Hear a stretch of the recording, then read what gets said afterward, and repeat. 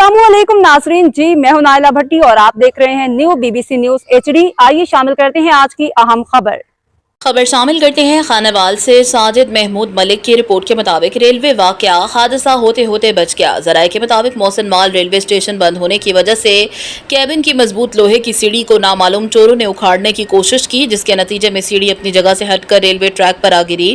खुशकिस्मती से सीढ़ी मुकम्मल तौर पर टूटी नहीं मगर ट्रैक पर मौजूद रही। इसी दौरान अवामी एक्सप्रेस मूसा पाक एक्सप्रेस ट्रेन वहां से गुजरी, जिसके कई मुसाफिर खिड़कियों से बाजू और हाथ बाहर निकाले बैठे थे। लटकी हुई लोहे की सीढ़ी किसी बड़े हादसे का सबब बन सकती थी। खुशकिस्मती से बड़ा नुकसान नहीं हुआ। रेलवे पुलिस की गश्त और पेट्रोलिंग पर कई सवालात उठ खड़े हुए। रेस्क्यू टीमें मौका पर पहुंची और जख्मी मुसाफिरों को इब्तदाई तिब इमदाद फराहम की।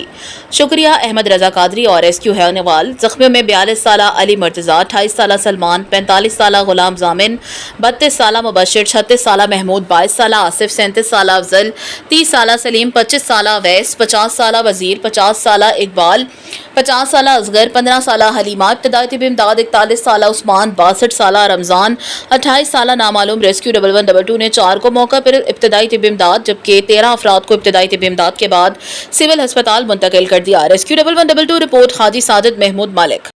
अब तक के लिए इतना ही। मज़ीद खबरों और अपडेट्स के लिए देखते रहें न्यू BBC न्यूज HD।